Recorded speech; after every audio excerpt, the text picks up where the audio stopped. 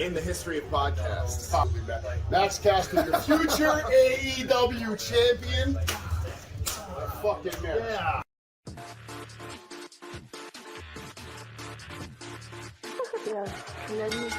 Pedigree, 1, 2, 3, proud to you live by the champ. A last ride straight to hell, a tombstone, a choke slam. Here to give it to you raw. This is Wrestling with Savage. Smackdown, hold the title. This is Wrestling with Savage. What? Wrestling with Savage begins now.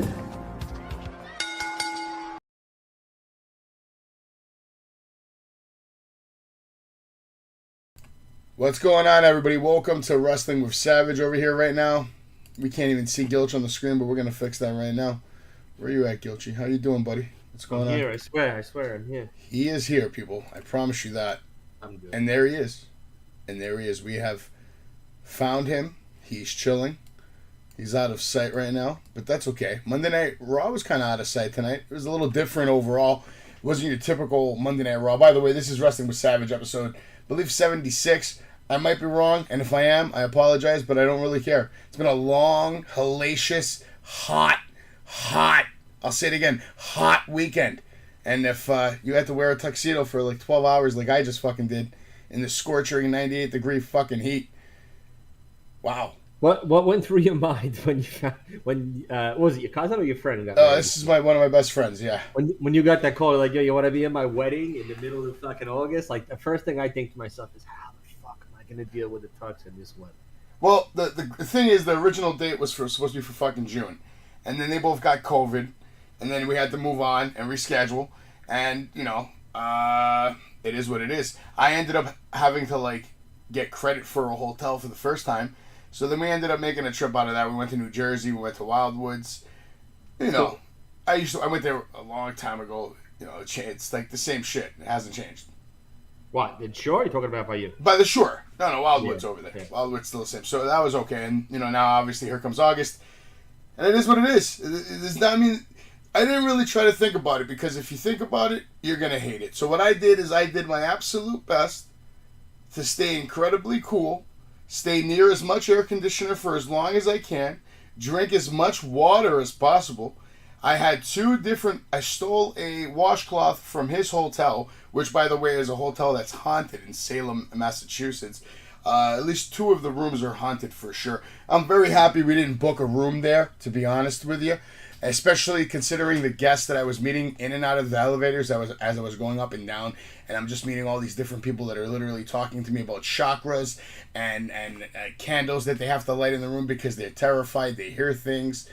You know, and nuts, bro. Then there was another guy that was telling me I came here because I'm trying to find more out about ghosts, because we have a ghost in our house. He comes every night and he walks over the attic, and there's nobody up there. It's the same thing every night, same 6 footsteps that I hear. Like, the way he was describing it to me, I was like terrified. I was like, this is terrible. I don't even want to be here right now, because maybe I bring some fucking boogeyman shit with me. You know, I'm kind of like big into the paranormal, but like I've never experienced anything on that line, even though like I kind of want to, just to know that there is something there. But on the same token, I'd fucking run out of here as fast. It's like.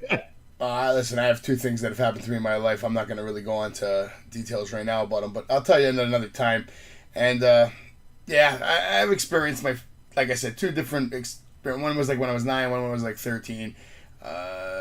Kind of wild shit, man, that makes you think, like, what the fuck? You know what? I'll tell you about the one I was 13 years old. This is a true story. I was going trick-or-treating with my friends. And, you know, we're 13 years old. We're dicking around back at Steinway Mansion when Steinway Mansion used to be there. Now that's all going to become Robert De Niro's new fucking studio that he's building over there. But back in the day, it used to be Steinway Mansion, and there was a dark tunnel, and you took that tunnel, and it goes all the way up to the mansion.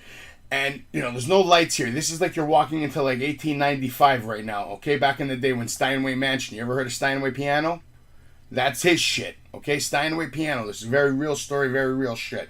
Anyway, we're there at midnight, basically. Fucking almost a full moon.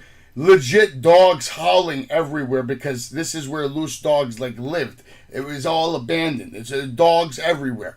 and we're going down this fucking tunnel, right? And I can't take it anymore. I said, fuck it, I'm out of here. We can't see anything. It's just pitch black. We have to walk like another 150 feet. I hear like 20 different dogs hauling. I'm done. I'm not getting bit by some stupid dog so we can go fucking do whatever the fuck you idiots want to do in this fucking dark, probably fucking haunted place. Like, this is bad.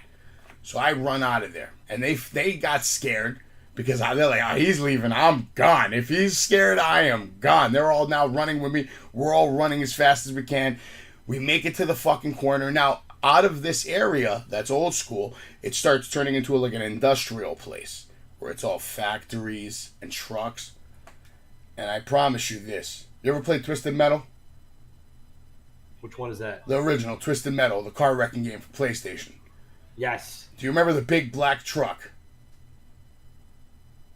There was the motorcycle that was Mr. Death, and then there was that monster fucking ginormous like truck of death, okay? 18-wheeler truck of death, okay. All right? I swear to God to you, an 18-wheeler truck of death came around the fucking corner, and we all had to jump out of the way. And we didn't hear anything. We didn't hear a fucking truck coming.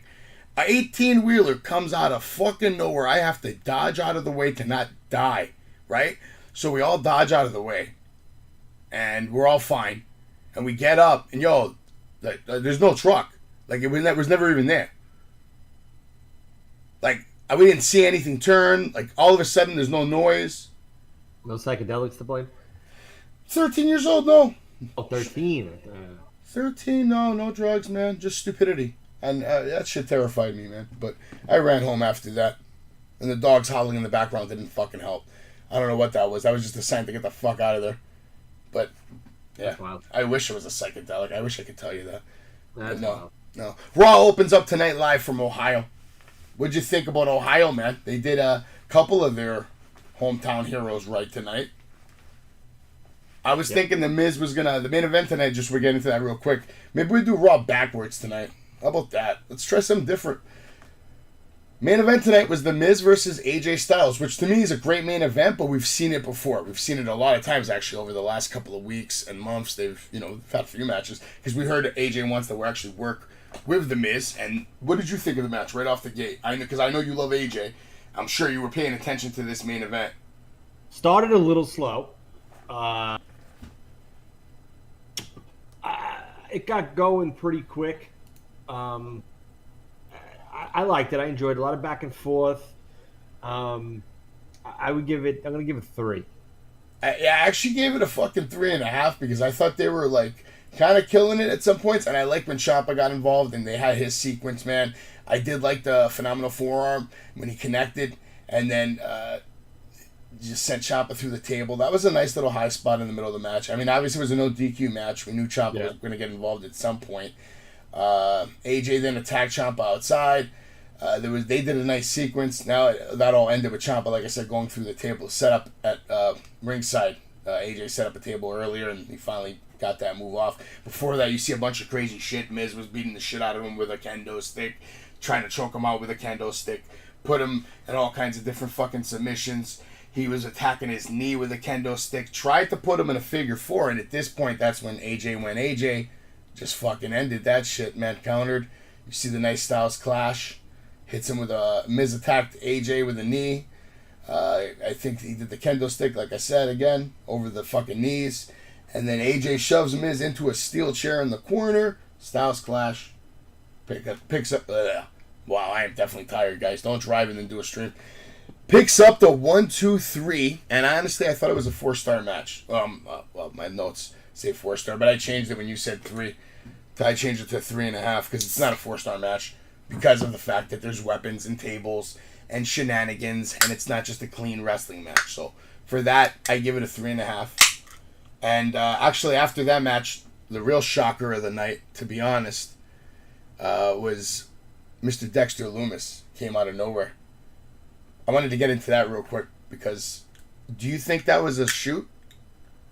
Or is that real? No, that wasn't real. Nah, they're just working to meme him, and hopefully it'll be Johnny next. I really have to say, before I go back to the beginning of fucking Raw, because this backwards thing is not going to work just because of the way I have the screenshot set up. This is going to be one of those, like, what do they call it? Blooper episodes, right? Where I'm gonna probably fuck up a lot, and we're just gonna keep going because that's what we do here at Wrestling with Savage.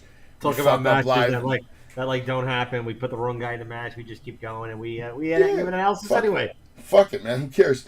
Dexter Loomis, though, I actually think that's very interesting, and I like the fucking production tonight. Like, the police casually running by during that promo, and that set up to the end of the match. I gotta admit, that's what I give it a 3.5 for, too. 3.5. They made it a really good setup. The whole backstage shots with the wrestlers. They did the promo straight from live with Alexa and Asuka, and then that cuts into, like, police running through the fucking thing. You're like, what the fuck's going on? And then AJ's just walking to the ring getting ready for his match. Just the overall production, you could see that it's so different. It was so different tonight, Raw. Like, as far as, like, he's really trying to do old school, like, just tactics, like real old school shit. You know, you see the difference from the minute Raw starts in production. I mean, you do. Yeah, nah, it's so fucking fresh. I mean, Raw actually kicked off tonight with a video package of Bayley. Out comes Bayley all in red and black boots with Dakota Kai and Io Sky for the upcoming match that will be part of this tournament that will decide the new women's tag team champion. Also, I noticed I have that bracket here. We'll talk about that bracket in a moment. I wanted to know what you think about the bracket. We didn't see a hint of Sasha and Naomi, so obviously that return is going to be saved for probably world titles. I think they're probably coming back if they're getting like shots at the world title. They don't want nothing to do with the tag team, I'm assuming. So here we go. Natalya and Sonya Deville, Nikita Lyons and Zoe Stark, Zia Lee and Shotzi, Raquel Rodriguez and Aaliyah, Tamina and Dana Brooke, Sky and Kai, Alexa Bliss and Asuka, Nikki Ash and Doudrop. Are you satisfied with that lineup? What's the most appealing team to you? Seeing Nikita Lyons on the Monday Night Raw. Yeah, that's going to be fantastic, but we don't even know if it's going to be on Monday Night Raw. It might be Smackdown, or it might even be like 3 weeks from now, because when they showed this at the beginning of the night, I was assuming we were going to see a few of these matches tonight. Right. And we only saw one, which we're going to talk about later, but I don't know. This looks like a mishmash of talent, and I don't know. I'm just happy Shayna's not in it. That makes me real happy. We're going to talk about Shayna later anyway. Well, out comes Bayley, like I said. She says, ding dong, excited to see all of you here. All your dumb smiling faces. Trust me, we don't want to be here either, but we know you guys need us. Your role model had to do something. Basically, they're just talking a lot of shit. She's saying Bianca wouldn't be nothing without her. We're bringing back what's missing. And then the best part of all this was when Io Sky said, the hunger. I was like, that was good. I like the way she delivered that. She also mentions that you guys are lost without me and you don't know how to ask for more. She says she has a question for all of you idiots, which I really appreciated the Jericho tone. I don't know if you picked that up. I feel like she's trying to be like the new Jericho. Like, coming out, changing faces, trying to have a new... a whole new thing. Because obviously she's probably going to have to change her gimmick again. She wants to be a face. Because they were booing the shit out of her tonight. Yeah. She was getting the fucking heat. She kept talking, calling them dummies. She messed up. She says, I know I messed up, you dummies. Shut up so I can think. Boo. They're just booing the shit out of her. I didn't like Dakota Kai's work on the mic tonight too much. I don't know. Maybe she needs to, slow down. She kind of talks a little fast sometimes. Flat. Oh, comes Alexa Bliss, Asuka, and Bianca Belair. Bliss says, ding dong, heads up, you're not winning the tournament. And then they basically challenge them to a match at Clash at the Castle. They all have a big fucking brawl, blah, blah, blah. Whoop-de-fucking-do. Thank God this is over. What did you think of all this? Were you impressed with any of these superstars? Nope. Yeah, I don't blame that. Nothing was clicking on this one for me, man. Up next, we have a match with Seth Rollins versus Angelo Dawkins. Dawkins was very impressive tonight. He had actually surprisingly nice height on most of his moves. What did you think of Dawkins tonight? Was he better than you've seen him in the past, or the same? I thought he was good. Got to see him put in a little bit of offense. Looked good, looked credible. Though Rollins sold very well for him. Rollins was awesome. I mean, what else is new, right? I mean, when we say I thought Rollins was really good, selling for this guy, selling for that guy, trying to push that guy, it's the same thing, right? It's like every week, like whoever they give him to, he's. I mean, they should just call him the Elevator. Is there anybody else right now in the business that you say like he is the man? Well, he is the gatekeeper, correct? I mean, he told us that tonight. He said it. You're going to hear it again later in the show when we go over his promo. But I agree with him. He is the gatekeeper of the industry. I'm actually going to give the match 3 stars. Oh, that's a good rating. But Dawkins, to me, was actually, like I said, impressive. More than usual. I think he actually lost a little weight. I don't know if you agree. It looked like that's why he's finally taking off his shirt. I didn't notice it personally until they said it. And one of the announce team made a comment about, like he's like trying to get fit, like he's whatever. But we'll get into the finishes. So go ahead. Yeah, I mean, basically he was off to a hot start. He caught a lot of offense. Then Seth was trying to take control. He was wrestling with Dawkins for a while, like actually doing real spots, submissions, arm bars, wrist locks, all those kind of things, reversals. Seth kicks Montez while he is stomping on the mat. Ford tries to bring in a chair, and the ref then ejects Montez Ford from ringside. Dawkins at this point gets a flurry of offense, chaining all kinds of moves together. Goes for the nice cover, but Seth with a kick out. And then Seth with a beautiful forearm to the back of Dawkins' head goes for 2 curb stomps. Dawkins counters with a sky-high power bomb. Rollins with a sick kick out and a very nice sell. And also, Raw is not commercial-free the first hour this week, obviously. Sky High was countered by the pedigree, which I was like, okay, I like this, because now we know who's running the show. That's like a message, too. Like, fuck you. I'm in the ring doing your move. I like it. It was like a big statement. Gets the pedigree, gets the 1, 2, 3. Seth freaking Rollins, like I said, I called it out weeks ago. I said after this thing with Cody, he's not losing to anybody anymore, I don't think, for a while. He's going to just be putting people fucking down. When was the last time we seen him lose? Nobody, right? Yeah, Cody. I remember. Yeah, well, right? yeah. Nobody after Cody. Yeah, exactly, Cody. Cody's the only one. Because Cody probably is the only one that can beat him.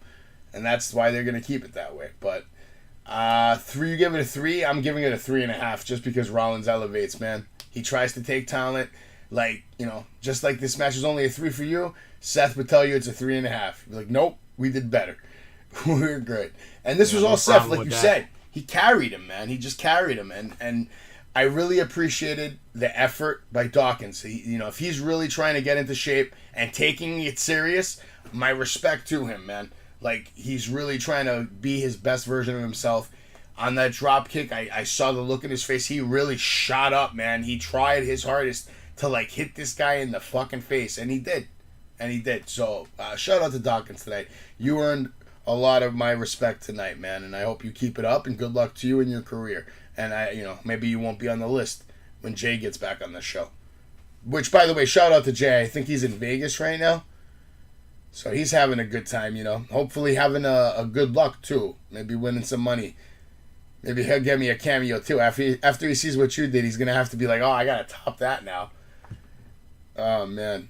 If I had the money, I would get MJF. I really would. $500. Yeah, I know. But is he even doing them, or he's probably ignoring them, right? Good question. I don't know. It's on. I mean, he's up there, man. I need to check his most active one, because I think they put it up there after he does it. But let's see. Now we get a match. Oh, well, no, actually we don't get a match. We get a segment between Rey Mysterio, Dom, and Edge. Edge apologizes for speaking. And, spearing. I said speaking. That's a pretty fucking big botch right there. We should clip that. That's a blooper. Fucking brutal. Jesus Christ. Apologizes for spearing Dom. Dom doesn't give a fuck. Shoves Edge. Ray tries to break it up. Tells Edge, listen, I'll talk to my son. I know him. I'll talk to my son. Blah, blah, blah. That ends. Did you even... When you saw this, you knew we were going to see more of this crap. And that's what it is. It's fucking crap. And I don't know why they're still going with it. This doesn't feel like Triple H to me. This feels like the part of the show that they're letting the stupid writers do all that bullshit. I don't know. Am I wrong, or are you not getting the same exact feeling? Nah, it stinks of the TV writers. Exactly. Everything else, there's so many other segments that feel fresh and new and definitely not of the norm. And then we're still sticking to this shit. Like, Edge is so much better than this. I mean, I don't know why we're making him, like, job to fucking anybody. Come on. What are we doing? What are we doing with Edge? And Ray is, like, I don't know. Like, there's other people that need to be on the roster if they're going to be wasting our time with this shit. That's all I have to say, man. We get a video package of what happened with Champa, and, of course, this is going to lead to a promo from none other than The Miz, who, in my opinion, is still, like, the hardest working fucking dude on the roster overall. I don't think anybody puts in more fucking work than The Miz, man. Like, from 9 to 5 type shit, he is up. He is doing interviews. He is doing TV shows, spots, commercials, photos for video games, merchandising, 3D modeling, whatever the fuck. He's never ending. And then, of course, Miz running around with his wife, doing everything she says. Is anybody working harder than that guy? You know how hard it is to be a good husband and a good father? And then a good wrestler, and good on the mic, good on the camera, not miss a fucking show, not miss a tour, not get injured, put on fucking clinics, carry YouTube scrubs, and then YouTube studs, like Logan. I'll say it, Logan's not a scrub. Logan's impressive. Yeah. But Miz is impressive as usual, but actually tonight, this wasn't about the Miz. Miz started off the promo, talked for a couple of seconds, and then Champa actually had me believing, man. He says, you know who believed in Champa? Harley Race believed in Champa. The man who trained me 3 years ago near today, he died. And tonight I'm dedicating my win to Harley Race. With Harley looking down and the Miz by my side, this will be my moment tonight. When Bobby Lashley steps in the ring with me and looks in my eyes, he will feel my sacrifice and he will realize he already lost. Good promo. Clean, well delivered, and I love just anything Champa gets right now as far as TV time and mic time. That was great. Would you rate that promo? I didn't rate it, but if you want, you can. 3. 3? Yeah. I'll agree with you. That was about a 3. I'm trying to put it into words. It's like his insanity promos are so good, like when he just goes off. Yeah, no, he's one of the best, man. I love his whole gimmick, his story, his move set, the names of his moves, and how everything gets strung together. You know what I mean? What his package from NXT is like the perfect transition. They don't need to repackage him. They don't need to. He needs to go full psychopath, and he wants Goldie. He needs Goldie. They need to get that shirt, all of it. Like, it's money. It's money. He's great. I hope he gets one solid run before his time is done on Raw or Smackdown, whatever they're going to do with him. Yeah. It was good shit. And next, after this to me was the best moment of the night. And I know you know what it is. Come on, what happened after AJ? No, not AJ, I'm sorry, after the Miz promo. Remember? We had a match. We had a fucking match between Kevin motherfucking Owens, who's back on Monday Night motherfucking Raw. The KO show, baby, right? He's having a match. I'm thinking this is going to be sick. Fuck yeah, Ezekiel, fucking Kevin Owens. I love these two fucking guys. They're going to have a fucking match. It's going to be so fucking good, Gilch. It might be a 4-star. Maybe they can do better than when he fought Seth Rollins, I'm thinking. Because KO, you know, he is the man, bro. Let's be honest. You know who Kevin Owens is? He's fucking me. He's fucking me. He's me. That's who he is, man. He's me from 20 years ago, bro. He's a fucking beast.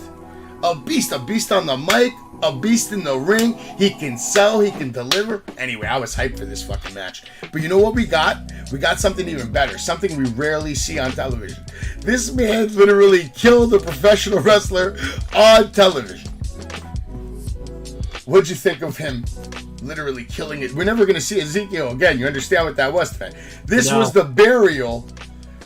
This is an old school tradition kind of thing.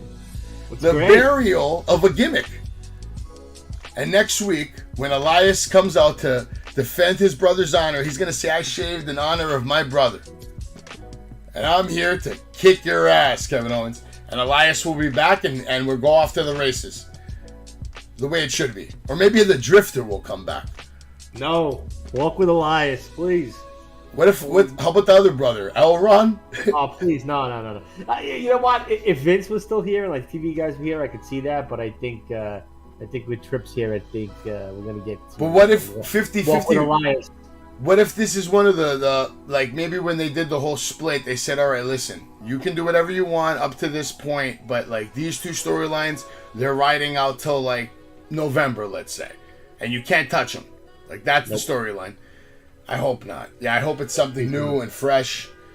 I loved it, though. I thought we saw what we saw, which was the end of this entire... We're never going to see Ezekiel again. Next week, I want to see Kevin Owens cut a promo talking about how he killed Ezekiel and destroyed him and broke his will, and then I want the lights to just go out. So, let me ask you this. Would you want to see at least one video from, like, Ezekiel, like, paralyzed in a wheelchair or something? Or That'd be pretty funny. He's, like, drinking through a straw. Like, yo, I'd be fucked up, right? Yeah, that'd be pretty fucked up. It would be, man. But, yeah, I could see them doing some shit like that. They're going TV 14, man. They don't care. I'm telling you, as Kevin Owens is going on and talking about how he destroyed him, the light's going to go out. When that spotlight hits by the gorilla, he'll go, this is for my deceased brother. And then Elias starts playing the like shit was sick, bro. Yo, they showed the replay of this like 5 times tonight. He was like getting pulled out on the stretcher. And Kevin Owens is like waving to him, bro. Like, this shit was all fucking beautiful. I loved it all, man.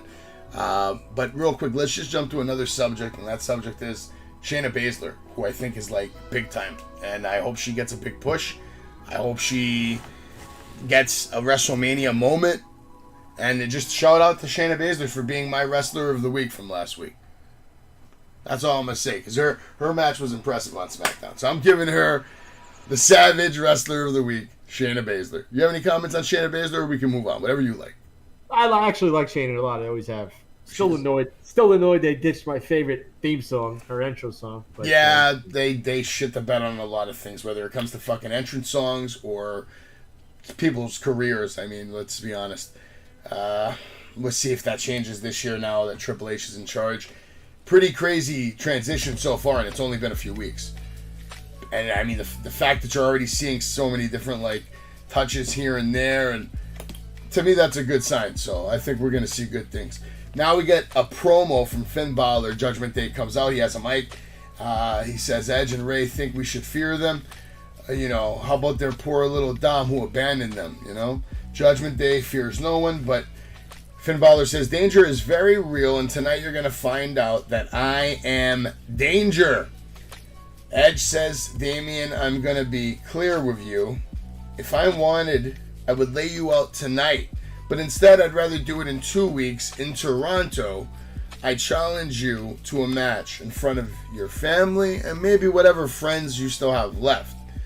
And says he's going to make sure that he ends Edge on that day. Pretty bold fucking statement from Damian Priest. Do you buy that? Can he bury Edge in 2 weeks on a random Raw? I don't know. I feel like trouble getting words together. Edge looked like he was dead tonight. Every segment he did, he looked like he was just like hanging out. Like, he didn't feel like I didn't feel like he was into any of it. It's just me. I don't know. Edge does not look happy right now. When I see him on TV now, he's not looking happy. Like, what did they do to this guy? You let him start this whole fucking thing, and then you just dump on him because you want a face, but like no one's buying it. Not with this storyline. Who wants to see him as a face doing this stupid shit? They're really trying so hard to shove Dom down our throats, though. That's the real fucking problem right now. They're trying to make this kid way more fucking important than he is. And the fans are not going to accept it, I think. I don't think it's going to happen. I don't think he's going to become like a huge superstar because Rhea Ripley's kicking his ass and people are going to feel bad for him and he's going to become a superstar. You feel bad for Dom getting attacked by Rhea Ripley? No. It's like jealous. Oh my god. I actually have a picture of that later. It's going to be on the stream. That's actually pretty funny shit, man. But the match is Finn Balor versus Rey Mysterio, which on paper sounds pretty interesting. In the beginning, Finn was just abusing Rey Mysterio. Finn taunts while trying to suplex Rey, but Rey takes control with his own suplex. Now we see Rey with his career legendary spots, flippity dips, all that shit. We get a very nice drop kick to the head from Finn Balor, to Finn Balor from Rey. Ray then sets Finn up for the 619. Finn dodges, and then Ray nails Damian Priest instead on the outside. Finn takes advantage and launches Ray into the ring post. Back from break, we see Finn going for the superplex, and Ray counters with a trip of Finn's foot.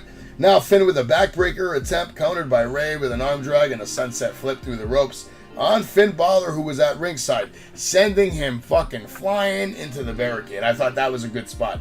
Damian watches on.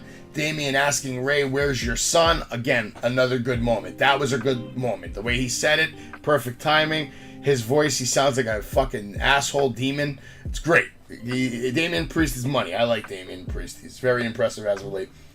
Finn hits the ref by accident. Then Damian takes Ray out. Now we see Edge get involved as he goes after Damian Priest, sending him into the ring post and then kicking him over the barricade. This all looked good. And then they start brawling in the stands. Finn was looking shocked while all this is going on. Ray then hits the code red. We get the cover and kick out from Finn. Shotgun kick from Finn after a sick counter. Finn basically tries to do the coup de grace. Misses. Ray dodges, kind of hits like a hurricane run. And now we see Rhea Ripley dragging Dom out, who apparently she has beat the shit out of him. He's bleeding. Real blood, too. Maybe a little nick they gave him with a blade. I don't know. He's bleeding. And Rhea Ripley's fucking beat the shit out of him. And this is on Monday Night Raw. They want you to feel bad about this guy that's getting beat up by this girl. And they want you to feel bad about it. Because Dom is important. He's Rey Mysterio's son, goddammit. I liked it. I enjoyed it. I actually did, too. I did, Fuck too. him up, please. Fuck him up. I did, too. But I not for the right reasons. Not for the reasons they want. Right. Poor Damian, man. Maybe one day. We'll see. We'll see. It wasn't terrible. Match then is going to change out after this. Rey Mysterio sees that she's bringing him out, that he's bleeding. And then all of a sudden, Finn hits the 1916, I think it's called. Lands the coup de grace and gets the 1-2-3 on Rey Mysterio. And then Ray's just watching on as he sees his son just bleeding and, on stage crying like Daddy, help me. Would you rate this match? 1 star. Yeah, I didn't rate it at all, but I'll give you a 1 star. That's fine. It's at the bottom. It's where it belongs, at the bottom of the star list. Because the lowest star you can get is no star, I think. But 0 star? 0 counts, right? I would give it a 0 if Finn Balor wasn't such a beast. Because I like Finn Balor. He doesn't deserve this. Rey Mysterio needs to be on a beach somewhere, drinking and having a good time. And then doing the Ric Flair thing. Having 900 more retirement matches, 1 in every country. And then retire. But why do you gotta be on Raw right now? Do the Rey Mysterio retirement fucking tour. You'll make a lot of fucking money. You'll kick a lot of ass. And best of all, we never have to see you on Monday Night Raw ever again. What's so bad with that? How many more episodes do I have to watch of Rey Mysterio doing the same move, the same 619, when there's 20 or 30 other hard-working wrestlers who want to come back and do their thing? Hopefully this is like the first thing that just gets, cut off the board once we start seeing, like, guys, you're going to need TV time for Loomis and hopefully Johnny Gargano. Yeah. And I love Rey Mysterio, and I have nothing but respect for him, man. But like, he's been on TV so fucking long. I'm just hoping that this shit, like, I want to see other wrestlers that I want to see, man. Like, get their time, man. Like, what happens when fucking Bray Wyatt comes back? What happens when Cody Rhodes comes back? What happens when, like, we have a stacked roster, and you're still fucking, like, come on, man. Where's their TV time? Don't even get me started on people that get no TV time. But I did like the overall match more than I thought I would, but I'm still giving it a 1 with you because this story sucks. Can't argue. We get an interview with Dana, Brooke, and Tamina, and I didn't make a paper for them because that's how I feel about them. They're not even relevant enough to show you their fucking faces. Good. They're not. Tamina could be a beast, but she's just never going to be booked this one, ever. And I don't know if it's because of the stigma of her father, or if it's because she's not, like, dedicated worker, or whatever the fucking Or maybe they just don't like her. I don't know. Because they've never done it shit for her, really. Maybe tag team champ, right? They made her a tag team champ. She's never been women's champion, I don't think, right? Not even once. That's fucking wild, man. And she's even just to like move the belt on, even if you move it off like a couple of weeks later. Like, but she's so she's a great worker. She's so fucking strong compared to like, and we're talking about like natural just power compared to every other girl. Like, she's one of the only ones to me that's believable that she could beat up Ronda Rousey or Shayna Baszler. So the fact that they're just like jobbing her to fucking anybody with the 24/7. Because to me, anybody that's part of that 24/7, you're on the shit list. Like, they think you're shit, and they're sticking you with the rest of the shit. And that's why I get pissed off when I see R-Truth, too, because R-Truth is a guy that if you watched 20 years ago, you would have been like, yo, why didn't he have a main event with John Cena at WrestleMania? Yeah. Let's be fucking honest, Ron Killings, right? Should he have not, like, remember all those indie like gimmicks he had where he was just a rapping beast and he'd come out, rap, beat the shit out of you, like 6 spots, and he looked incredible, abs. Not his size, he's athletic. Instead, what you do is you turn the guy into the biggest fucking walking meme that has existed ever. What is he, the 900-time 24/7 champ yet? Think of like all the memes that have been out there for like, you know, like you talk about what's his name that we met, Brian Myers, when he was Kurt, how many matches he lost in a row. You think of like all the jokes back in the days, all the guys that just can't, and like, how do you? Oh, it's frustrating. Like, he tops the cake. They really, like, when you think of like joke storylines, memes, like he's the guy. Yeah, no, it's just fucking sad. But back to this 24/7 / tag team bullshit that's about to happen. I thought the whole thing was a big fucking joke. It got interrupted by Bayley saying, don't worry, we won't roll you up for that title. We just, you know, we like going after titles that matter. Tamina says, keep yapping your mouth, Bayley. I would love to, like, basically beat the shit out of you right now. Sky killed it in this with saying, I don't like you. Again, just one line. I don't like you. It's like, perfect. She's money. I want to see her and Asuka have like a fucking debate on Monday Night Raw at one point this year.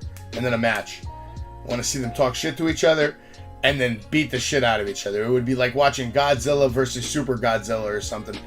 I'd like to fucking see it. I want to see it as soon as possible. I actually like her. I think she's better than Dakota Kai too.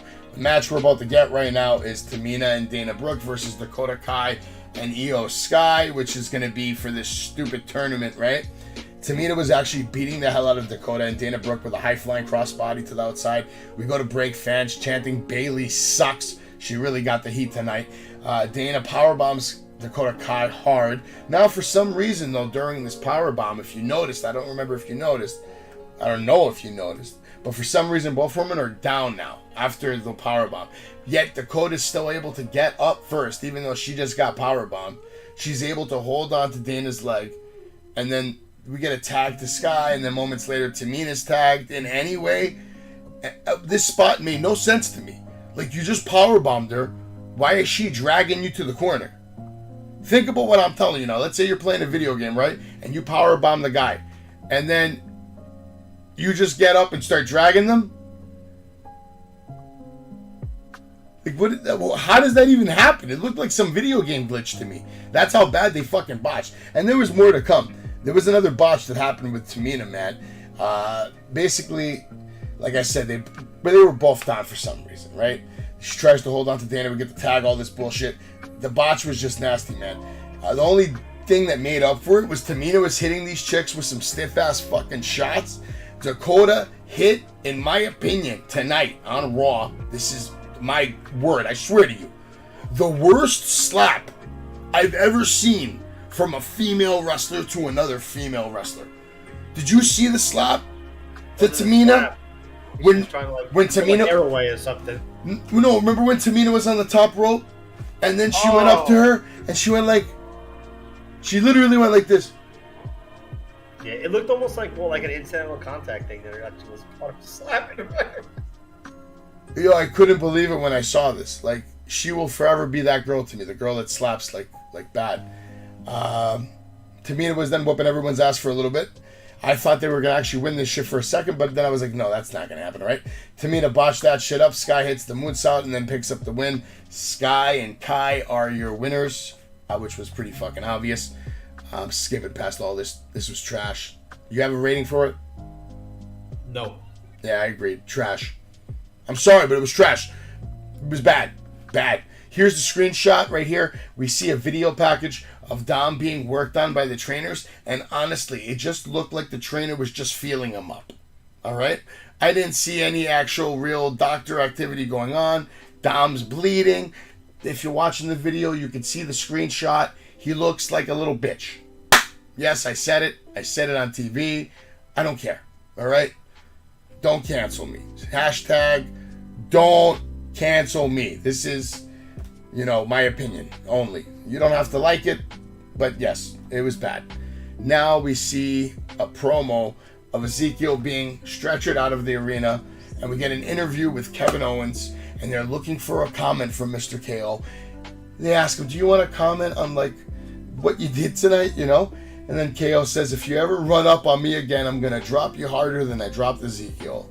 I am Kevin Owens, and I've been gone a while, but now there's more eyes on this show, and it's a good time to remind everyone that this is still the Kevin Owens shirt. And I actually love that he was wearing a Dusty Rhodes shirt, which I'm sure you noticed. Guaranteed you're a t-shirt guy, so you were definitely checking it out. What's this guy wearing? Is that a shot to Cody, you think? At maybe some kind of shot? Yeah, I don't know if it's sarcasm kind of joking thing, or is it a shot? Because he's done stuff like that in the past where he did, I forgot if it was a live show or if it was a house show, and he was fighting Cody, super kick Cody, and then he did the Young Bucks, like when they come down the ring, the flex. Yeah. He did the, no, that wasn't. I'm sorry, I'm thinking of someone else. Someone did when he used to do Stardust, he used to do like flips. I actually think that was Theory. I think that was Stardust? Yeah, Stardust, yeah. Theory was doing shit like that too to Cody. Yeah. But I liked it. It's all good. That shit was fucking sick, man. KO is a beast, and the thing I love about Cody Rhodes, which before we get into the match, which was next, we're gonna see Champa versus Bobby Lashley, and which was, in my opinion, a very impressive match by both men. And I love the time of the match. I love that the match started at 9:53, and at 10 o'clock you're still seeing wrestling on TV. I was like, yes, this is great. And then you go to commercial, but whatever, it's okay.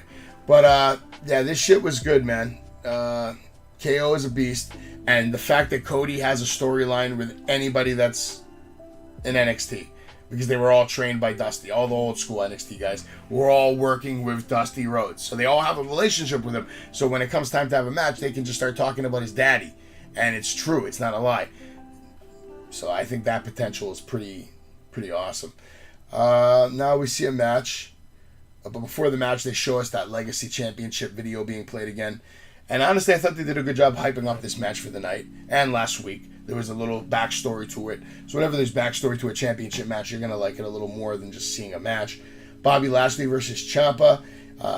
Champa comes out wearing Harley Race's ring gear, who was the first United States champion. And I love that Bobby and Champa are both getting the full entrance tonight, the full announcements, their intros for the championship belt. This was all done very well. Champa comes running out of the gate, tries to beat up Bobby. Champa with a duck, but Bobby with a shoulder block, and now is going for a suplex. Nice stalling suplex, beautiful selling. Miz at ringside was huge. I really thought that Champa had a legitimate shot of winning this match.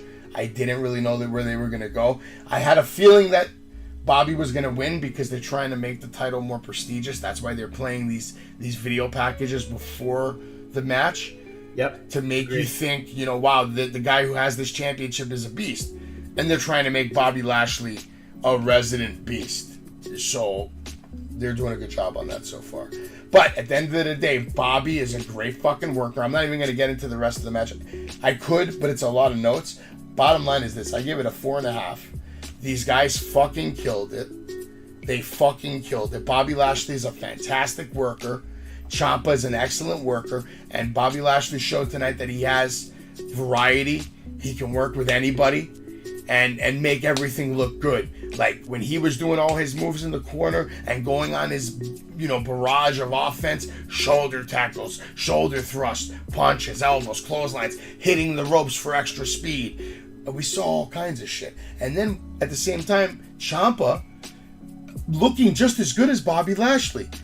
Putting him in his place, hitting him with shots, getting great moves, putting on 6 submission moves. And then Bobby will counter that into a fucking slam or a gorilla press slam. And then Champa would do something else like rip off the turnbuckle and almost win the match by slamming his head in the exposed turnbuckle on the metal and then almost hitting the fairy tale. He hit a nice rising knee, cover, kick out. Bobby couldn't be put down. He couldn't hit the fairy tale. Miz tried his best to interfere. At one point, Bobby Lashley picked up the Miz and threw him at Champa. Just dumped him. And then Bobby Lashley still, and it's on your screen right now, and still, your United States champion. After a beautiful fucking wrestling match. The match of the night. 4.5 stars from me. I don't know what you think, man. Go for it. Yeah, I'm going to go... I had 4 in my head the whole way, so I'm just going to stick with it and go 4. But nice to see a good match out of Champa, back and forth. I hope this keep going. Like please feed me more. Yo, the match was sick though. I mean, it was a great match. Bobby retains, and then Ciampa still looks incredible because he's going toe to toe with Bobby Lashley, and he made us think. Just like when Tommy Lee Jones made you think he was almost gonna catch Harrison Ford. He gave you that thriller. You remember The Fugitive? Edge of your seat type of shit, edge of your seat kind of movie. That's what this was, an edge of your seat match. If you were into it, because you didn't know which way it was going to go for me. If you're a Ciampa fan, you didn't know which way this was going to go. If you're a Lashley fan, obviously you're like, yeah, fuck Ciampa, right? But no, the Ciampa fans tonight, they thought this man coming out with a Harley Race gear, talking about him dying and all that, he dedicated it to him. We all thought maybe this man is going to fucking put on some gold on his shoulder tonight on Raw, and I would have loved it. But no, Bobby retains, looks incredible. Great job, Bobby. Thank you. Give us more. Great matches with guys like Ciampa. I like it. Next, we have a interview with Seth freaking Rollins. They want to congratulate him on his win. Actually, no, before that, let's get into the match. There was actually a match. Omos is taking on Spencer Blade and some guy named Andre. Now, on your screen, I don't have a picture of Omos. I actually have a picture of Spencer and Andre. And I want you guys out there, Spencer and Andre, if you're out there, I'm going to shout you out tonight. I'm going to tag you guys. I'm going to find your socials. And tonight, know that people are talking about you. You were on Monday Night Raw, and other people weren't. Let's try and get them on the show, bro. Yeah? I want to know what it was like to fight the Nigerian Giant and to get thrown around. But to me, you guys were the most impressive part of this match. You took all the moves very well. I love the way you guys were working the 46 seconds you got. You were entertaining to watch get beat up. And I hope we see more of you guys in the future. So shout out to both of you. Thank you for being on Wrestling with Savage, and thank you for being on Monday Night Raw. And I'm sorry that you had to lose to Omos on your debut of Monday Night Raw. I mean, that is not going to sit well. That wouldn't sit well with me. Wow. But, we got to see how they feel about it. We also saw AJ Styles and Miz. They're still going at it backstage, and then they announced tonight it's going to be Miz versus AJ Styles, which we already talked about, right? But I guess we can mention it again. We get the interview with Seth Rollins. He's talking shit about Riddle. They ask him, what do you think, Riddle's going to say when he comes back next week? Because next week there's going to be an exclusive interview with Riddle. Whoop-de-fucking-do. Rollins absolutely murdered this. This was a 5-star, quick, beautiful promo. He's like, I told you in the entire world, I'm done with Riddle. What's he going to come on here and say? Some earth-shattering announcement? No, it's Riddle. I'll tell you what he's going to say. Bro, dude, cool. I've been thinking about my boy Randy. Randy. He says, I'm the gatekeeper of this industry, and anyone that's anyone or any good has to go through me. Riddle is good at wasting his talent Don't believe me? Ask Dana White. Nice shot, nice personal shot. And then it gives all those kids who don't know what he's talking about. Now they go on Google, they type in Dana White Riddle. Oh, Dana White fire Riddle. Oh, Riddle little bitch. Oh. That's it, he's busted. Rollins just blew up his fucking spot on Raw. It's fucked up, but what are you gonna do? Rollins ain't fucking around. He's not here to make friends. He's here to make money. He's sick of Riddle taking his fucking TV time. Frankly, so am I. Unless you're bringing me Riddle from NXT. This whole Randy Bro Riddle, I'm not a fan of. Are you excited to see what Riddle has to say next week? No, I'm totally done with Riddle. Please repackage this fucking NXT. Unfortunately, we're going to have to get through at least the Seth Rollins storyline. Maybe Seth will do the same thing that KO did to Ezekiel tonight. Kill this version of Riddle. Send him into another stratosphere or something where I have to become someone else. He curb stomped him so hard he rattled his brain back into shit. Yo, son. And he doesn't speak like a stoner anymore. No, yo, what if he takes this whole Randy thing to another level, though? Like, what if he shaves his head, gets the tattoos, starts wearing boots and black tights, and, like, he just starts coming out like he is Randy Orton? Would you have to admire that kind of insanity and dedication? And he just comes out and he says, I'm Randy too. Like, that's my name, Randy too.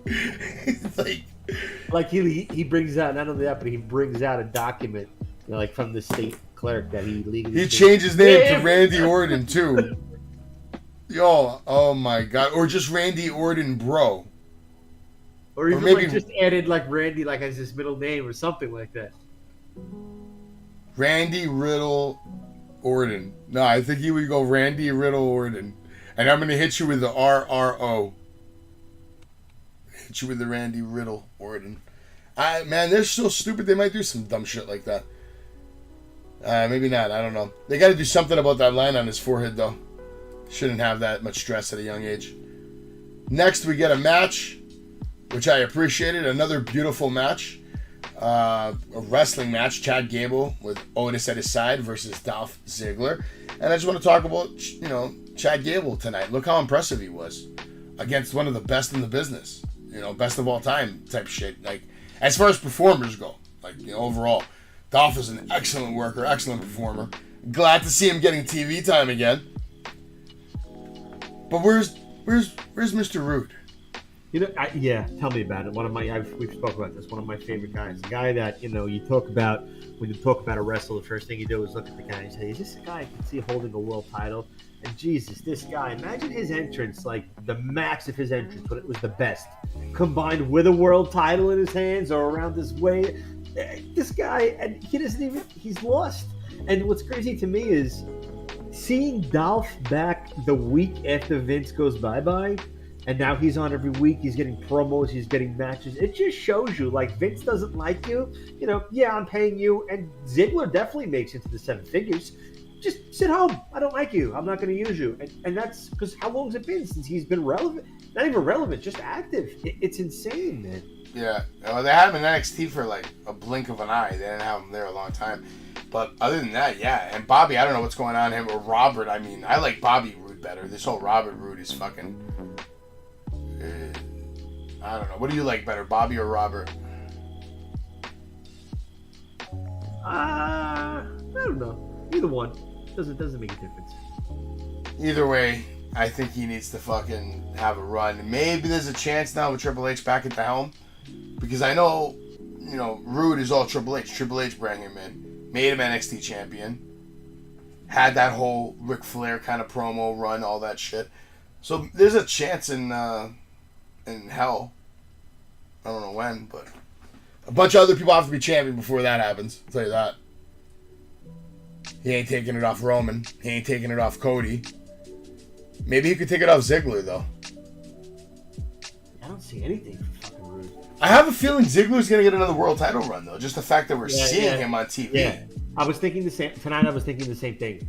I was like, I don't know if that's the plan, but I could see it easily. No, I got Ziggler on the screen right now because I actually wanted to talk to him. I wanted to have a whole segment. He won his match tonight. He beat Gable in impressive fashion with a super kick to boot, too. Usually we don't see super kicks just beat people anymore.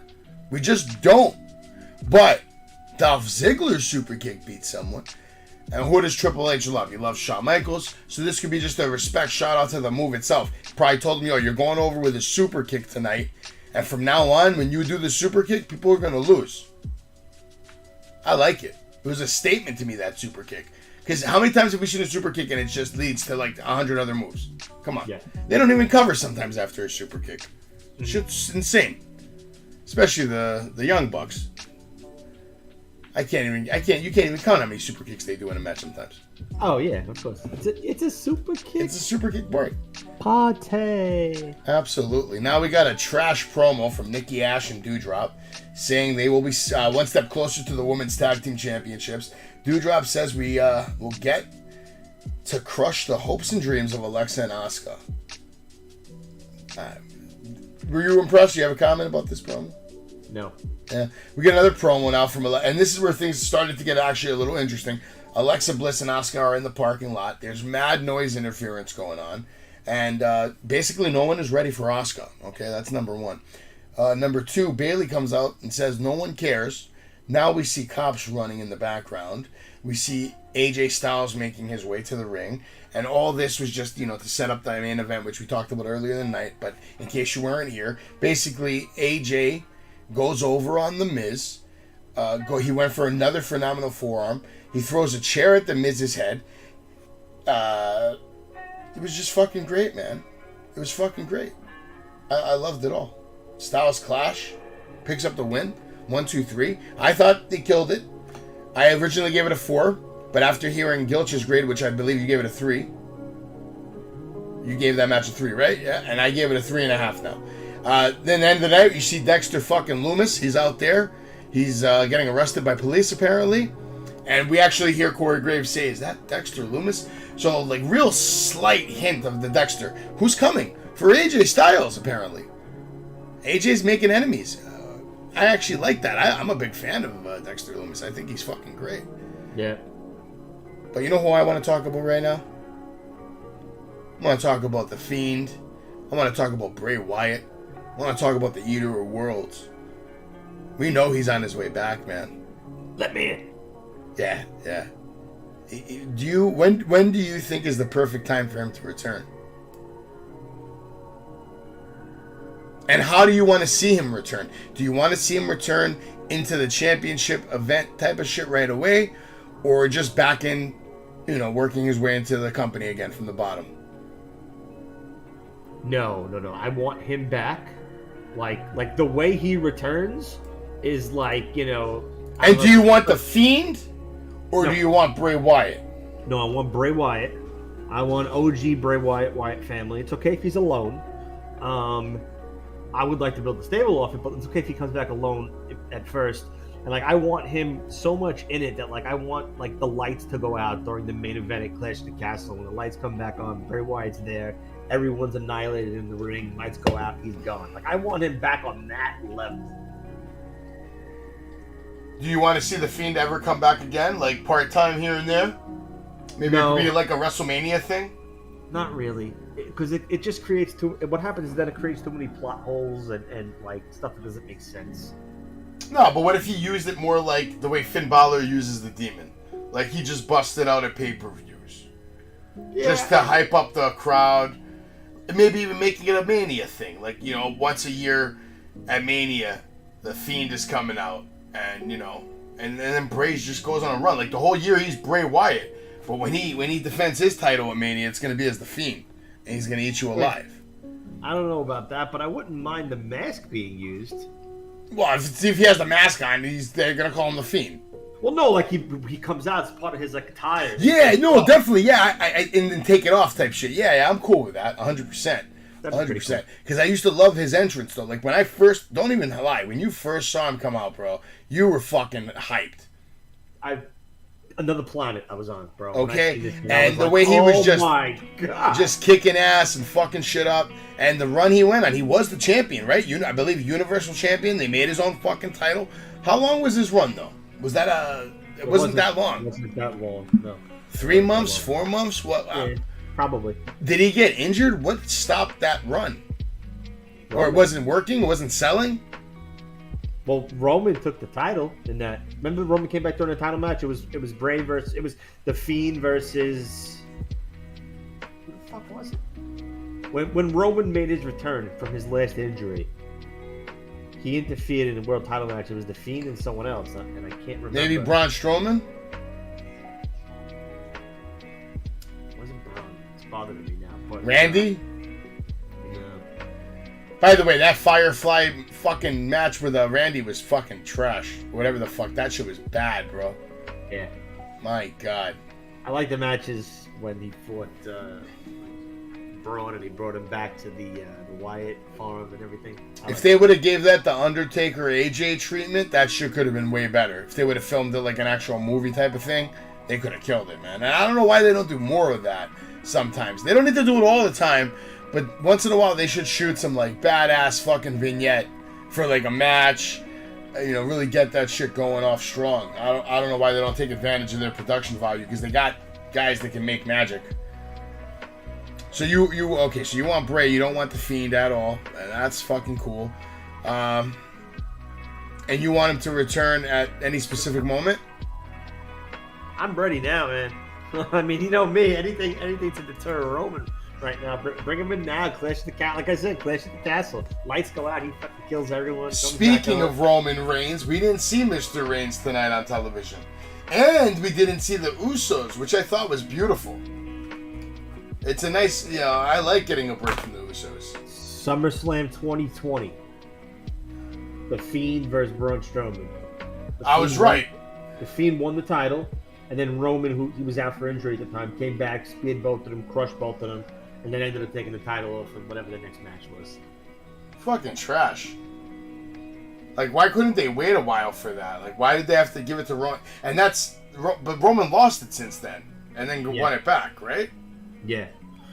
Yeah, exactly. It's funny because I was reading a good article, like, once, like, the Fiend whole thing was really good with him and Alexa late. And it was like, is WWE finally telling a good horror story, like a true horror story? And I was like, you know what, they are for the first time. Because at this age, it's hard for us to get involved in these storylines with paranormal stuff. And, you know, if another guy tried to act like The Undertaker today, it would be like, who's this cornball, you know? But that was cool to me. I remember the first time when he attacked Alexa, when the red light came on and he gave Alexa, like, he was attacking a girl, like, on live, like, Raw at the time. It was, like, pretty, you know, that was out there. Yeah. So I just love the guy, dude. He's so creative, everything he does. So if they want to bring him back right away and propel him up there, I got no problem. No, not at all. I don't fucking mind. But, like, if he comes back right now, though, it's like, how do you not just cut the line with him and just make him the guy right now? And then what happens when Cody comes back? Like, damn, that's crazy. Cody and Bray sounds like a hell of a fucking match, too, man. How about this? I got next year's WrestleMania main event. 3-way world title match with the champion Bray Wyatt and the challengers Seth Rollins and Cody Rhodes. I got one better for you. Make it a fatal 4-way and throw Kevin Owens in that shit. No problem with that. Fuck, man. Just steal the fucking show, make it sick. Those 4 guys are safe. You got 2 guys who are just like Mick Foley, can absorb damage. And then you got 2 guys that, you know, are capable of wrestling 40-minute, 50-minute matches and carrying people. Just carrying people. Although KO and Bray don't need to be fucking carried. That would be nice. That's a main event. I don't know if that's going to happen, but you never fucking know. What do you think about... you see the momentum shifting back to WWE right now as far as TV goes? Yeah, definitely. They probably killed it tonight on ratings. Yeah, me too. And it's funny because the momentum was the other way, and then for a while AEW was hovering like in that 700, 800,000 viewer count. They had one week where it was like down to 400,000. So it was getting these are all Triple H fans that are watching right now. Right. This is why the NXT viewership's going up too.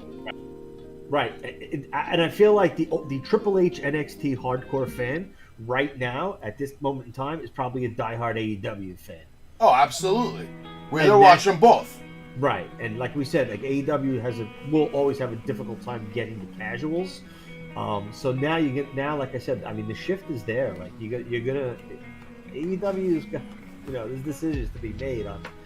Did you notice the shot from Corey Graves? The shot he made about Quake at the Lake. What did he say? He said something about he mentioned something about the disaster at the lake or something like that. The mess at the lake. That's funny. And just the way he said it, I was like, damn, he just fucking tried to shit on AEW. But speaking of Quake at the Lake, what do you think about Quake at the Lake? We have Jon Moxley versus Chris Jericho, Brody King versus Darby Allin. You got FTR gonna apparently have a return now, they announced as well on Dynamite. I don't know if they're fighting or just talking, but they're gonna be there. Jade Cargill going against that new girl, Madison Rayne. And Lucha Bros versus Andrade and Urush. Not bad card. Could have a new champion on Wednesday. I hope so. That's what I want to see. I want them They you know what? They for the sake of viewership and the fans, they need this title to change hands. I 100% agree. I don't care if Moxley wins it back in a week or two. I really don't, but they need just some... Yo, I don't care if he wins it back an hour later on fucking Rampage. Who gives a shit? How sick would that be if they just have a continuation? Moxley just is going out the building and then Jericho just attacks him again and challenges. I want another match, you piece of shit.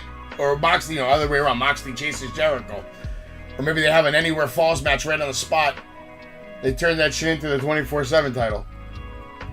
Jesus Christ, man. Did you see Sammy got married today? Yeah. Or yesterday. He got married yesterday. I saw and Jericho was there too. Yeah. Le Champion. Sammy G, man. His first of many marriages. First. Yeah. She's got the give me a girl you would compare her to in Attitude Era WWE, where she was going through all of them deep, she was going up and down the roster. Sunny. Yeah, that's what I think it too. Me too. Guaranteed. Yeah. Sunny. That's funny. That's funny. See how long this love lasts. Yeah, good luck to them. Maybe they're the real deal. It's pretty wild how AEW created a love drama completely unintentional by letting him propose to his ex-fiance in the ring, and then hearing the rumors that there was something going on. You're like, nah, that can't be true. And then they're together. It's because it's real. It's real. She probably saw them, do that in the ring, and then she was like, nope, I don't think so. And that was that. Yeah. Can't compete with that. Yeah. Unless the ring's already on it and there's a bun in the oven, otherwise no.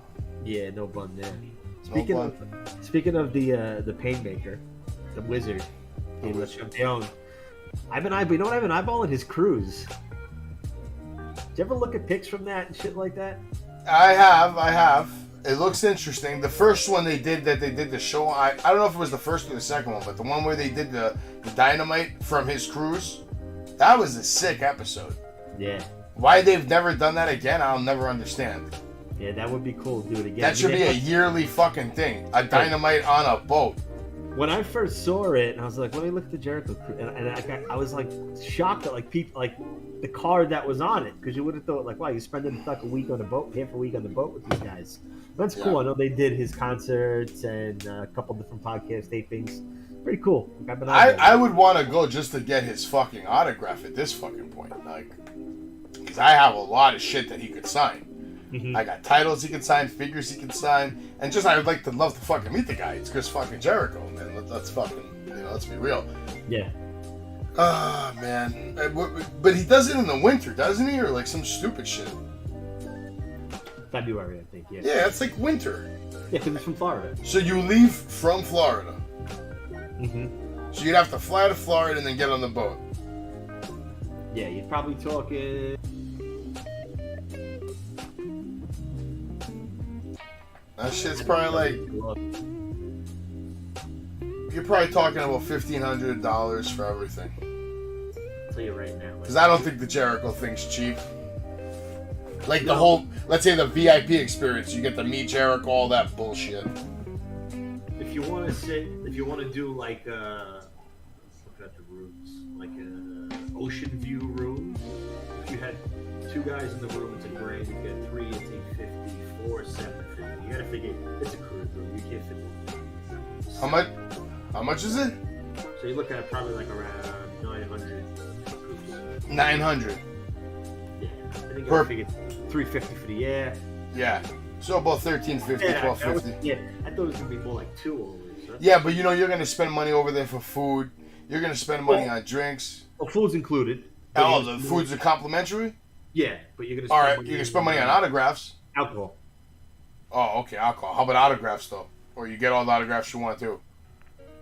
I don't know. I don't know, to be honest with you. Like I've been looking at the site. I don't see like where they do. I gotta imagine everyone on that boat's just gonna be stalking Jericho the entire fucking time he's there, though. Right? Like, come on, let's be real. When they find out what room he's in, they're just hanging out there the whole time. Oh, sir! Chris, open up! You son of a bitch! You're on my Mount Rushmore. Open up! Yo, he's probably getting sick of those fucking tours, though, because there's probably people pestering him non-stop the whole time he's there. There has to be. Open up! It's Like us! the same 50 Chris Jericho-holics over there, like the hardcore Y2J, like don't give a fuck. They just got like thousands of dollars and they don't give a fuck, man. Jericho is their god. Ada J has some nice photos on Instagram from her cruise.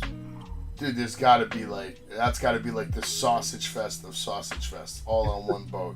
Yeah, I don't expect to see many like girls then. That's for sure. My God, and I don't like. I mean, I don't even like going on a boat for more than like I've done like a couple of hours here and there. I even one time I did like a 7-hour one, which was terrible. I was like, this sucks. This isn't cool. Cruises, dude. Believe me when I tell you, like these ships, if you didn't see the water around you, you're not even gonna know you're on a boat. Yeah, until we go into like the hurricane weather or something. Well, that's why they do it in February, because it's as far away from hurricane season down that area as can be. Yeah, knowing my luck, I'll be the one that causes that shit I'll be the reason why Chris Jericho dies. I'll do some dumb shit, drop a cigarette somewhere I'm not supposed to, light a fire. This is like, before we separated the first time, me and my wife used to go cruises like twice, sometimes even 3 times. I've never been on a cruise. I'd never been on one until I married her. She liked it. She goes, "Let's go on a cruise. I think you'll like it." And then I became obsessed with it. And then I like to play a lot.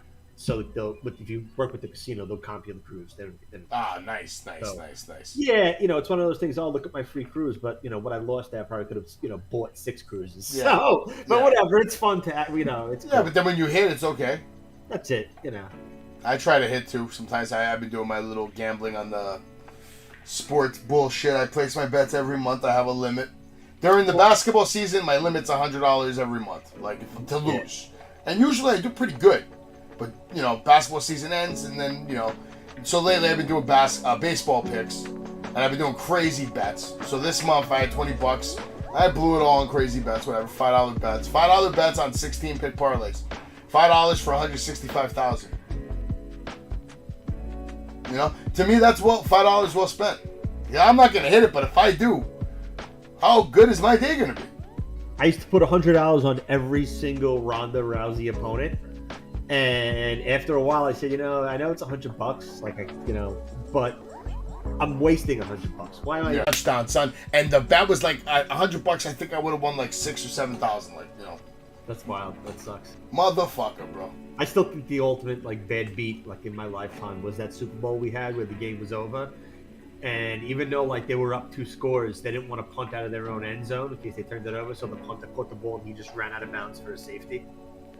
People's boxes got fucking annihilated. The game was over. It was 30 seconds. You celebrating with your friend. Oh, we just hit a box for $18,000 on the final score. And then the punter runs out of bounds for a safety. Nah, you never fucking know, man. Sometimes I have even in the basketball season, a couple times, most of the times it would screw me over when I used to do under-over on multiple picks, and then one team would fucking screw me by going into overtime and just sending everything into a shitstorm. The score was perfect. I'm about to win $900 off a nice parlay. All I need is Chris Paul to not be a piece of shit and save the day with an overtime buzzer beater. Yeah. Yeah. For those you never know. No, you never know. for those big parlays, they pay off so well. Like if you're betting more, I used to love 2-team teasers, where you could just pick like 2 games that you like in general, and then bring the score down, the line down like 6 points. And then, 3-team, 4-team, the lines move 10, 12 points in football. And it looks so good when you do it, but it's called a teaser for a reason. Because that game where you have a team plus 10, and you're like, well, they should actually win, so what? That's the only line I remember in all of gambling is what my grandfather said, bro. There's never a sure thing. That's it. It's the day the other team's quarterback throws 6 interceptions. You can never know. No, there's never a sure thing in gambling. Anything can happen. Especially horses. Yeah, the best cappers hit at like 56%. And those are like the best cappers, Sounds like you should have a show about gambling. It should be Gambling with Gilch. I'm going on 2 years clean of that, so. Oh man, gambling's rough though in New York. Massachusetts, I couldn't. I was trying to open up my Caesars app in Massachusetts, and it's like telling me to verify my location. Because it knows I'm in Massachusetts. And it's like, why are you lying to me, you piece of shit? I stopped playing for a while, and then I started playing poker in like 2006. And I played back-to-back, and I cashed in back-to-back World Series circuit events at like WSOP circuit event in Harris in Atlantic City. It's like if you Google my name and then write poker at the end, like it'll come up in the database for like all the cashes. And I hit back-to-back years in $1,000 buy-in event, 2 final tables. First year was 26,000, and the year after was 9. That's crazy. And I wanted to like try and continue to play, but like I was still like I was like working. I wasn't ready to stop working to play. But that's why I never get into poker, man. That shit gets addicting. Yep. That shit gets addicting. Cards is addicting. There's a lot of gambling that's addicting. My favorite is like roulette. When I go to casinos, I love roulette, man. I can sit at a roulette table fucking like for 8 hours. Yeah. Up, down, up, down. Always trying to hit like fucking 28. Yeah. Motherfucker. I always put, I swear to God, I put 500 on 28 last time I was there. Fucking... Yeah, my bounced in and out. My weakness is the blackjack table, but that's what I have fun at blackjack tables too, but I lose way more at a blackjack table than I will at a roulette table. Roulette, I take my time and, That's what I loved about like poker. Like you weren't losing money to the house, and like the strategy end of it, was a little different than any other, house game. My problem is I play strategic until I get hot, and then I'll start making like some silly fucking bets just because I'm like, fuck it, I don't care. Like some of the events I played, I once in a while try to play. Like you could probably never deal with. Like that one main event that I went to the final table where I made 26 grand. Day one started at 11 a.m. We didn't finish till midnight. And that's how it is for those fucking kind of and then tournaments and shit. The final table the next day started at 11 and we went to like 6. So it's fucking deep. That's why the main event we're in Vegas every year, where the guy just won $10 million. That event lasts a week and a half. That's pretty fucking long, man. Yeah, I mean, some of these tournaments they do in Vegas and all that shit, I've heard crazy stories. The games going 30 hours, 40 hours, just never-ending fucking games. These people are like, I don't know how they stay awake. Degenerates to the max. People throw away their whole fucking lives and they just move to Vegas and they just try to get into these tournaments, bro. They do anything to win. And then next thing you know, they're millionaires. But then they give it all back in like a couple of days. You know how many stories there's like that where these guys have like $8 million in their bank account and like the next day it's like they give it all back to the casino. They got some of the poker stuff. You guys play cash games. Do you have to pay taxes on that if you lose it all back instantly? Like let's say you win $4 million, right? And then they make you do all the paperwork for the taxes, right? And then you go right back into the casino and then lose your $4 million. Do you still have to pay taxes on the $4 million that you just won? No, you carry over all your losses and gains only within the same year. Okay.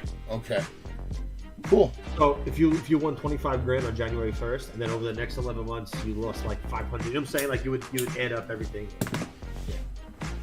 Okay.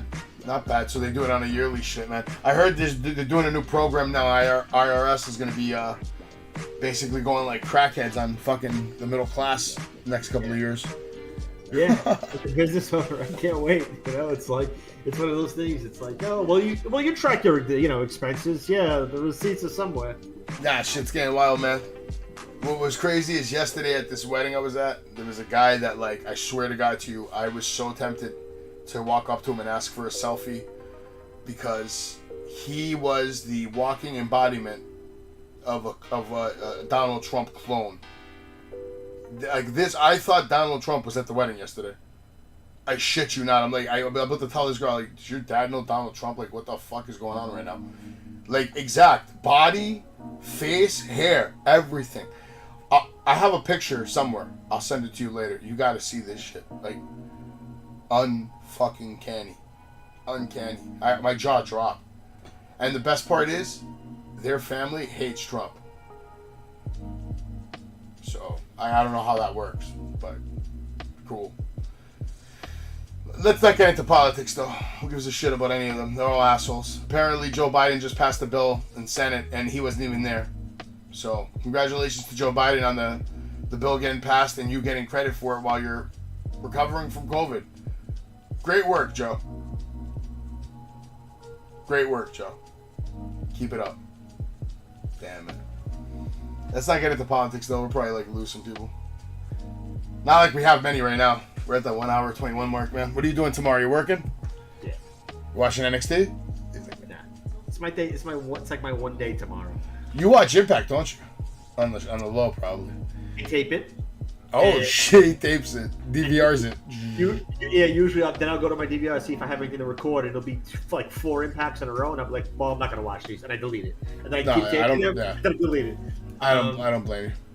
Can I tell you something? Like the 1 or 2 times where I watched this, wrestling's not bad at all. No, I believe it, man. I really do. Because I've seen a few matches. It's not the wrestling that I mind as much as it's the stories. Like the lack of fucking storytelling on that show is like pretty bad. Like, and not even like they try to tell stories, but they're usually all fucking trash. Yeah. What's your favorite storyline in the history of Impact? I didn't watch it back in the day. Oh shit! So yeah, okay. I didn't watch the Kurt Angle days or any of that. I got you.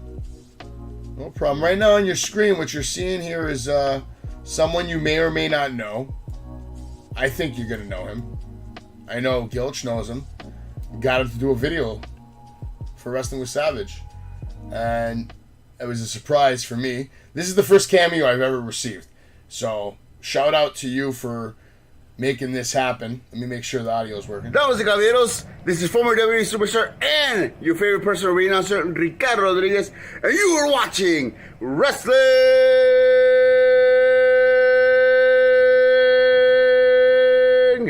with Savage! But of course, you already knew that. But of course, you already knew that, guys. You already fucking knew that. So thank you, Gilch, for making that happen. I really appreciate that. That was a nice touch, man. Really put the cherry on my weekend. Got it. That was fucking awesome. So there you go, guys. More wrestlers on Wrestling with Savage. And that's, I guess, what we're going to keep trying to do here. We're going to be going to a couple of shows coming up. I know I'm going to AEW. Maybe I'll go to the one in Philly, too. I don't know. It's a possibility, to be honest. It's only an hour away. And cheesesteaks. Mm-hmm. Cheesesteaks and wrestling. That's exactly what I did for the last one. Worst case, I get home 1 a.m. Oh no, not 1 a.m. But if I go, that's 2 weeks in a row. Wrestling with Savage doesn't go on at 10:30. That's for sure. Yeah. Because I don't know. It's hard to do. How do I come home and do the show immediately? I could, but it's a long day. You're tired. You're standing up. You're screaming for hours.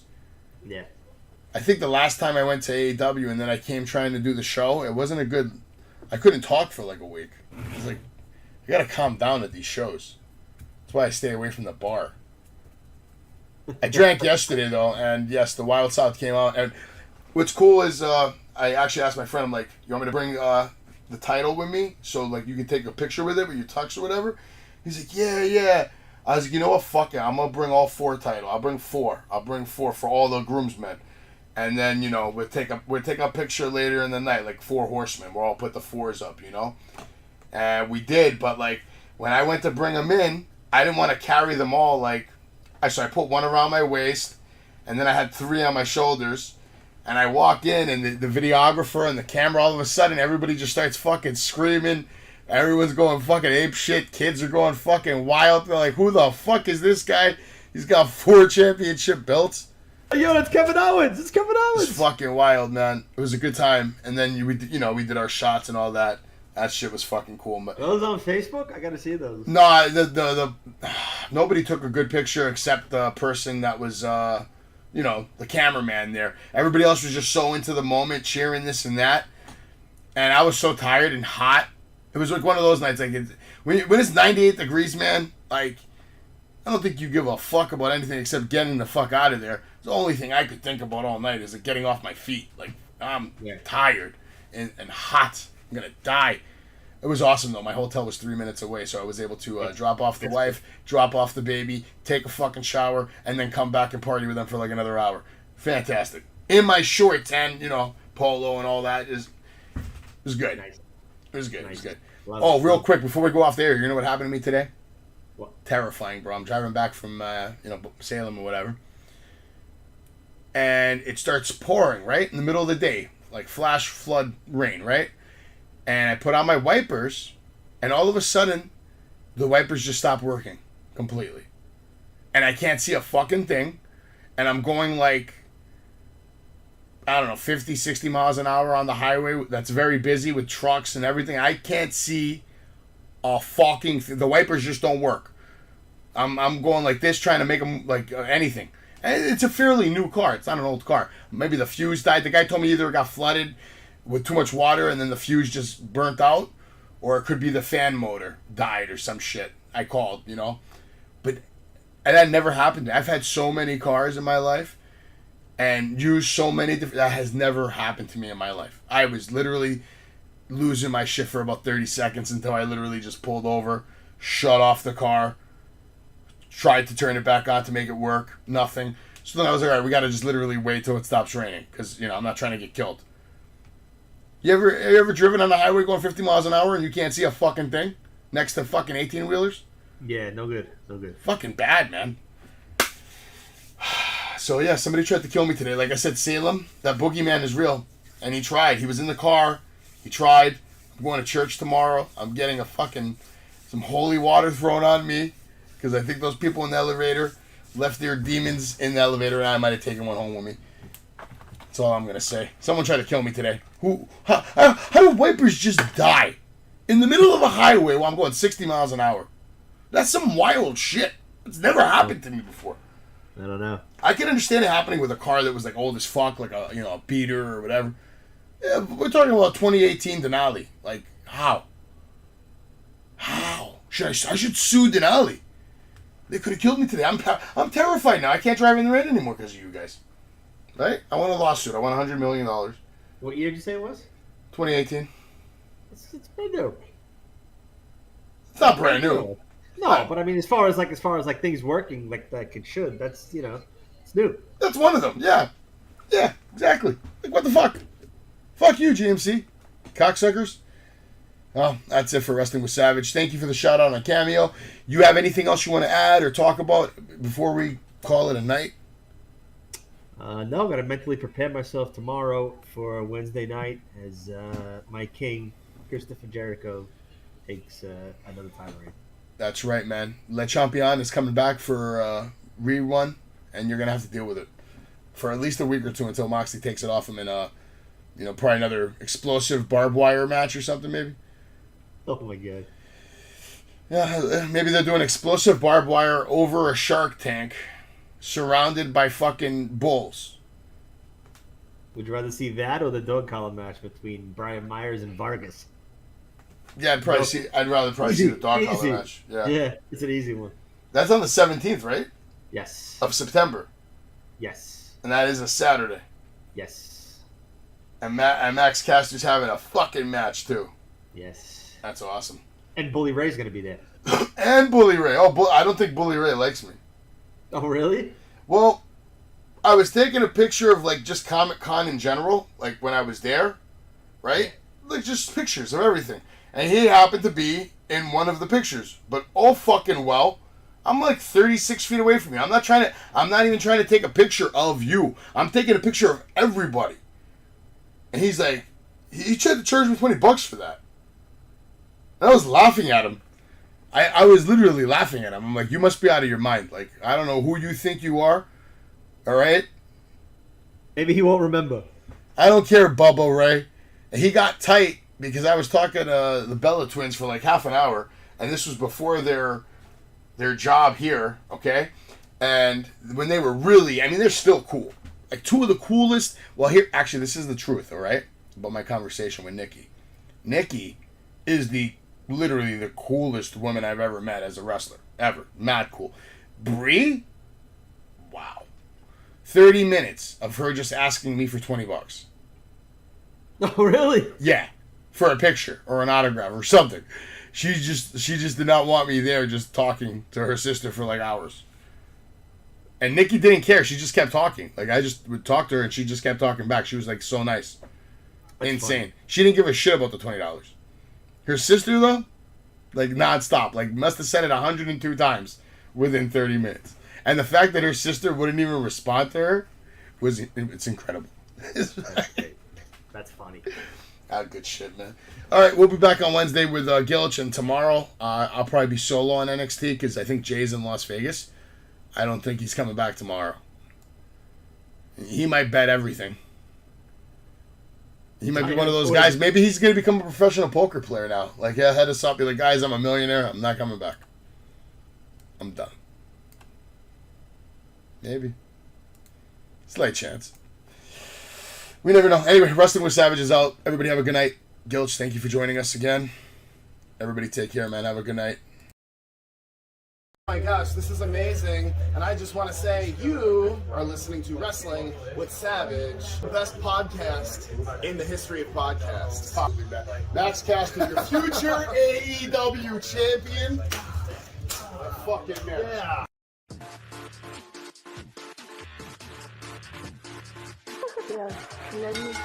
Pedigree, 1, 2, 3, proud say you live as a champ. A last ride straight to hell, a tombstone, a choke slam. Here to give it to you raw. This is Wrestling with Savage. Smackdown, hold the title. This is Wrestling with Savage. What?